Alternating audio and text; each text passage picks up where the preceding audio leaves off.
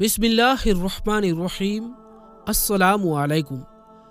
प्यारे दोस्तों, आज की इस मुक़द्दस वीडियो में हम हज़रत इस्माईल अलैहिस्सलाम की ज़िंदगी के कुछ अहम और ज़रूरी वाक़यात और उनकी ख़ास बातें जानेंगे जिन्हें हर मुसलमान को ज़रूर मालूम होना चाहिए।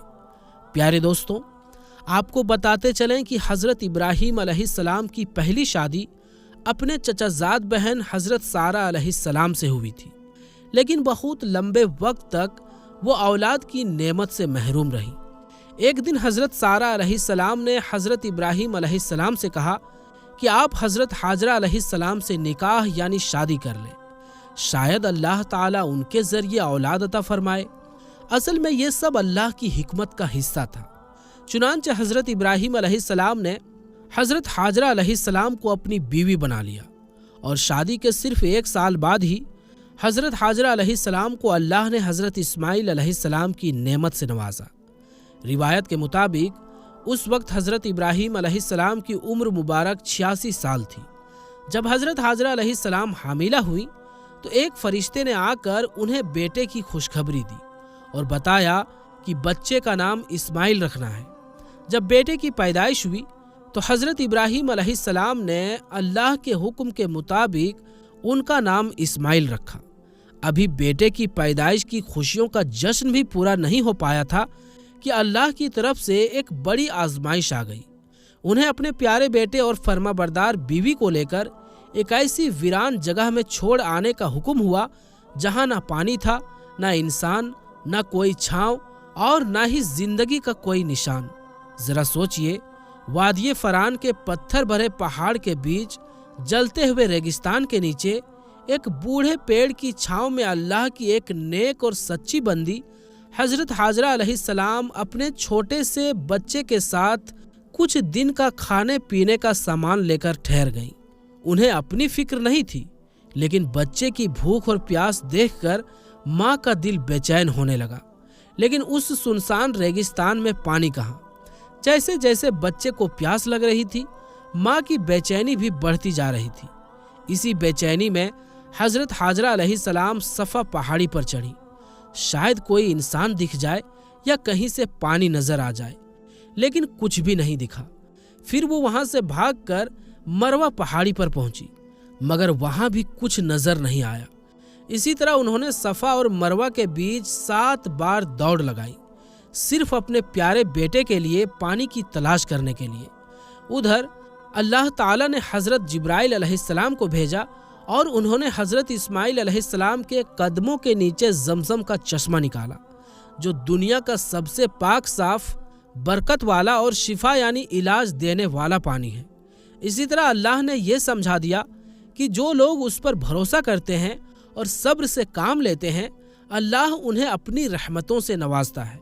हज़रत अब्दुल्लाह बिन अब्बास रज़ी अल्लाह ताला अन्हु से रिवायत है कि नबी करीम सल्लल्लाहु अलैहि वसल्लम ने फरमाया, अल्लाह हज़रत हाजरा अलैहिस्सलाम पर रहमत फरमाए। अगर वो जमजम को रोकने को ना कहती और उसे बहने देती तो वो पानी एक दरिया बन जाता। सही बुखारी में है। याद रखिए, जमजम का पानी सिर्फ पानी नहीं है, ये शिफा भी है, दुआ भी है और बरकत भी है। इस तरह अल्लाह ने न सिर्फ एक माँ और बेटे के लिए पानी का इंतज़ाम किया, बल्कि उसे क़यामत तक तमाम मुसलमानों के लिए रहमत और फजीलत का जरिया बना दिया। दोस्तों, अल्लाह ताला की मर्जी और हिकमत से हज़रत हाजरा अलैहिस्सलाम अपने बेटे हज़रत इस्माईल अलैहिस्सलाम के साथ उसी वादी में रहने लगी। कुछ वक्त के बाद यमन से एक कबीला जिसका नाम जरहम था, पानी की तलाश में वहां पहुंचा। जब उन्होंने जमजम का चश्मा देखा तो हज़रत हाजरा अलैहिस्सलाम से वहां रहने की इजाज़त मांगी। उन्होंने इजाज़त दे दी और वो लोग वहीं बस गए। फिर धीरे धीरे दूसरे लोग भी वहां आकर बसने लगे। इस तरह एक सुनसान और वीरान सहरा अल्लाह के करम से दुनिया के सबसे मुक़द्दस और मुबारक शहर मक्का मुकर्रमा में बदल गया। और ये सब हुआ हज़रत इस्माईल अलैहिस्सलाम की बरकत और सब्र की वजह से। हज़रत हाजरा अलैहिस्सलाम ने अपने बेटे की परवरिश बहुत तवज्जो और मोहब्बत से की। वो न सिर्फ एक अच्छी माँ थी, बल्कि समझदार और साफ दिल वाली औरत भी थी। हज़रत इस्माईल अलैहिस्सलाम مکہ کی پاک ہوا میں پلے بڑھے، زمزم کا پانی پیا اور اللہ پر بھروسہ اور صبر سیکھا۔ کچھ ہی سالوں میں وہ ایک خوبصورت، سمجھدار اور بہادر جوان بن گئے۔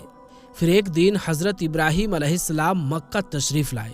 انہوں نے اپنے بیٹے سے کہا، بیٹا، میں نے خواب میں دیکھا ہے کہ میں تجھے قربان کر رہا ہوں، بتاؤ تمہاری کیا رائے ہے؟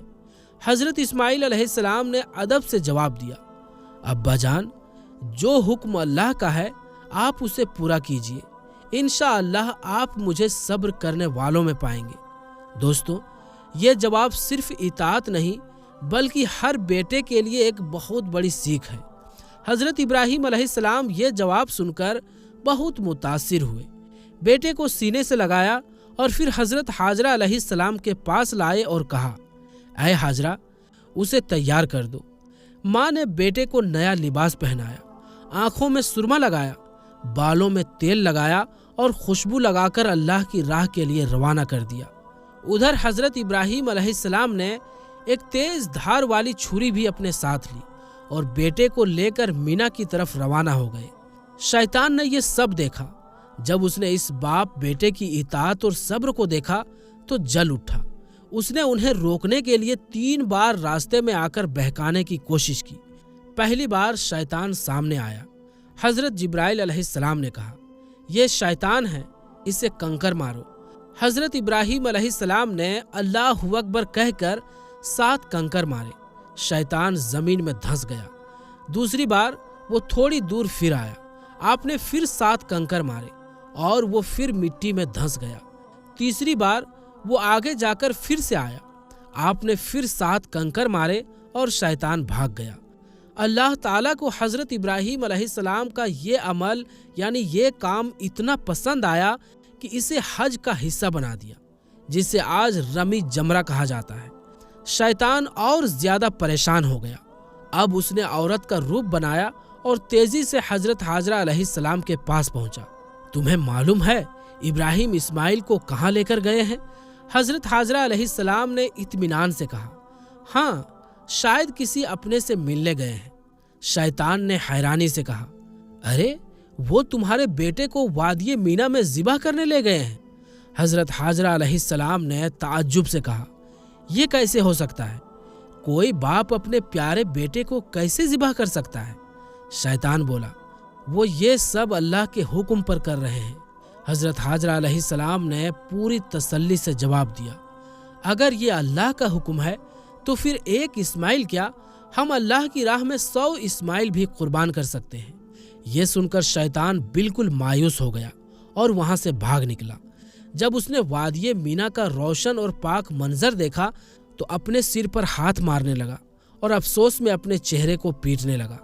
اب وادی مینا کا منظر کیسا تھا؟ چاروں طرف اونچے اونچے پہاڑ، نیلا آسمان اور چمکتا ہوا سورج۔ فرشتے آسمان سے نیچے اترے ہوئے ہیں تاکہ اس عظیم قربانی کو اپنی آنکھوں سے دیکھ سکیں۔ مکہ سے چلنے والی ہوائیں بھی اس پاک قربانی کی گواہی دے رہی تھی۔ روایت میں آتا ہے کہ جب حضرت ابراہیم علیہ السلام نے بیٹے کو ذبح کرنے کے لیے لٹانے لگے تو حضرت اسماعیل علیہ السلام نے عرض کیا، ابا جان، مجھے الٹا لٹائیے تاکہ آپ کا چہرہ نہ دیکھوں اور رحم نہ آ جائے، اور آپ بھی اپنی آنکھوں پر پٹی باندھ لیجیے تاکہ جذبات حاوی نہ ہو جائیں۔ باپ اور بیٹے کا یہ جذبہ یہ صرف قربانی نہیں تھی، یہ اخلاص، صبر اور اللہ سے محبت کا ایک ایسا منظر تھا جس نے رحمتوں کو آسمان سے اتار لایا۔ حضرت ابراہیم علیہ السلام نے بیٹے کی بات منظور کی اور اپنی آنکھوں پر پٹی باندھ لی، پھر تیز دھار والی چھری لے کر اللہ کے حکم کو پورا کرنے لگے۔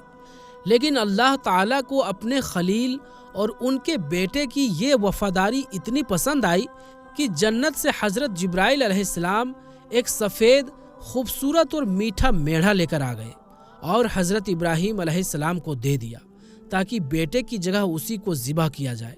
جب حضرت ابراہیم علیہ السلام نے اپنی آنکھوں سے پٹی ہٹائی تو دیکھا کہ ان کا پیارا بیٹا اسماعیل علیہ السلام بالکل صحیح سلامت کھڑا مسکرا رہا ہے اور زمین پر ایک میڑھا ذبح پڑا ہے۔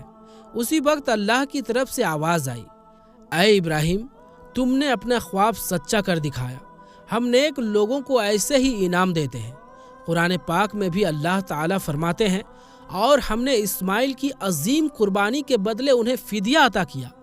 پیارے دوستو، حضرت ابراہیم علیہ السلام اور حضرت اسماعیل علیہ السلام کی یہ وفاداری، ان کا اخلاص، صبر اور اللہ کی فرما برداری آج بھی عید الاضحیٰ کے ذریعے یاد رکھی جاتی ہے، اور یہی وجہ ہے کہ قربانی کرنا قیامت تک کی عبادت بنا دیا گیا۔ پیارے دوستو، روایت میں آتا ہے کہ جب حضرت اسماعیل علیہ السلام کی عمر تقریباً 15 سال کی ہوئی تو ان کی والدہ حضرت ہاجرہ علیہ السلام کا انتقال ہو گیا۔ یہ جدائی حضرت اسماعیل علیہ السلام کے لیے بہت بڑا صدمہ تھی، کیونکہ اب وہ اکیلے رہ گئے۔ اس لیے انہوں نے اپنے والد حضرت ابراہیم علیہ السلام کے پاس شام جانے کا ارادہ کیا، مگر ان کے قبیلے اور شہر کے لوگوں کو ان کا جانا پسند نہیں آیا۔ اس لیے قبیلے والوں نے ان کا نکاح عمالی قبیلے کی ایک لڑکی ہمارہ بنت سعد سے کرا دیا۔ کچھ وقت کے بعد حضرت ابراہیم علیہ السلام اپنے بیٹے سے ملنے کے لیے آئے، لیکن اس وقت حضرت اسماعیل علیہ السلام گھر پر موجود نہیں تھے۔ ان کی بیوی کا رویہ بہت شکایتی اور تنگ کرنے والا تھا۔ حضرت ابراہیم علیہ السلام نے بنا اندر آئے اپنے بیٹے کے لیے یہ پیغام چھوڑا کہ وہ اس بیوی سے الگ ہو جائیں، اور پھر وہ واپس چلے گئے۔ حضرت اسماعیل علیہ السلام نے والد کی نصیحت پر عمل کرتے ہوئے اپنی بیوی کو طلاق دے دی۔ پھر قبیلے کے لوگوں نے ان کا دوسرا نکاح جرہم قبیلے کی ایک نیک اور سادگی پسند خاتون سیدہ بنت مزال سے کرا دیا۔ پھر ایک بار حضرت ابراہیم علیہ السلام ملنے آئے۔ اس بار بھی حضرت اسماعیل علیہ السلام گھر پر نہیں تھے، لیکن ان کی نئی بیوی نے ادب، تمیز اور شکر گزاری سے بات کی۔ حضرت ابراہیم علیہ السلام اس رویے سے بہت خوش ہوئے۔ دوستو، حضرت اسماعیل علیہ السلام کو یہ بڑا شرف حاصل ہوا کہ انہوں نے اپنے والد حضرت ابراہیم علیہ السلام کے ساتھ مل کر خانہ کعبہ کی تعمیر کی۔ وہ پتھر اٹھا کر والد کو دیتے اور حضرت ابراہیم علیہ السلام ان پتھروں کو دیوار میں لگاتے جاتے۔ کہتے ہیں کہ اس تعمیر میں جن پتھروں کا استعمال ہوا وہ حضرت اسماعیل علیہ السلام نے 5 پہاڑوں سے جمع کیے تھے: جبل ہیرا، جبل رحوت، جبل لبنان، جبل سینا اور جبل جوڑی۔ اس کے علاوہ حضرت جبرائیل علیہ السلام کی رہنمائی سے حضرت اسماعیل علیہ السلام جبل ابو قیس سے ایک سفید رنگ کا پتھر بھی لے کر آئے، جسے حجر اسود کہا جاتا ہے، اور یہ جنت سے آیا ہوا پتھر ہے۔ قرآن کریم سورہ بقرہ آیت نمبر 127 میں اللہ تعالیٰ فرماتا ہے، اور جب ابراہیم اور اسماعیل خانہ کعبہ کی بنیادیں بلند کر رہے تھے تو دعا کر رہے تھے، اے ہمارے رب، ہماری اس خدمت کو قبول فرما، بے شک تو سننے والا اور جاننے والا ہے۔ جب خانہ کعبہ کی تعمیر پوری ہو گئی تو حضرت ابراہیم علیہ السلام نے اس کی صاف صفائی، امامت اور دوسری ذمہ داریاں اپنے بیٹے حضرت اسماعیل علیہ السلام کے سپرد کر دی۔ انہیں متوالی کعبہ یعنی کعبہ کے ذمہ دار بنایا گیا اور ہدایتیں دے کر خود شام روانہ ہو گئے۔ حضرت اسماعیل علیہ السلام کی وفات کے بعد ان کے بیٹے نبت بن اسماعیل علیہ السلام کعبہ کے متوالی بنائے گئے۔ اس کے علاوہ حضرت اسماعیل علیہ السلام کو نبوت بھی عطا ہوئی۔ اللہ تعالیٰ نے انہیں حجاز مقدس اور ان کے آس پاس کے بستیوں جیسے جرہم، مالک اور یمن کی قوموں کی طرف نبی بنا کر بھیجا۔ دوستو، یہی وہ مبارک نسل ہے جن سے آگے چل کر ہمارے پیارے نبی حضرت محمد مصطفیٰ صلی اللہ علیہ وآلہ وسلم پیدا ہوئے۔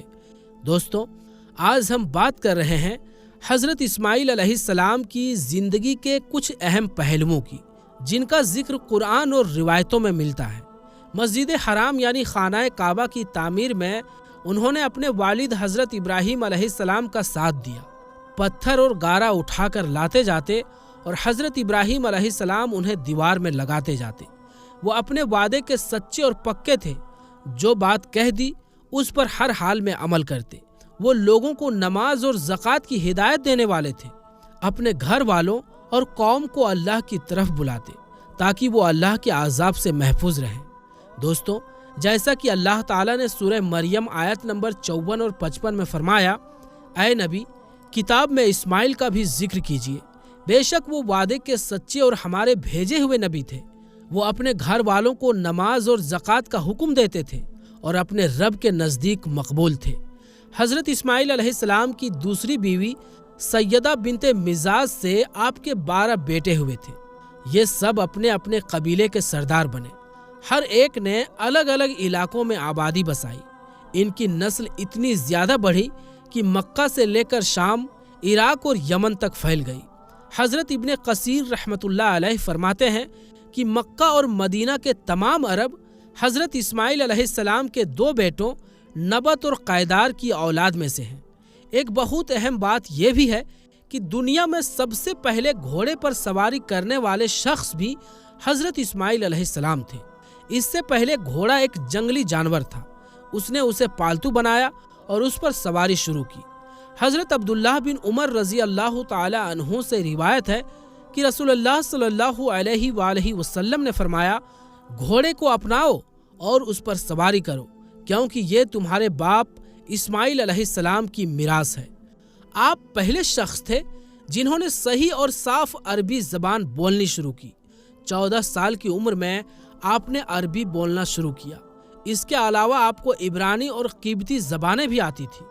حضرت اسماعیل علیہ السلام نے 137 سال کی عمر میں وفات پائی۔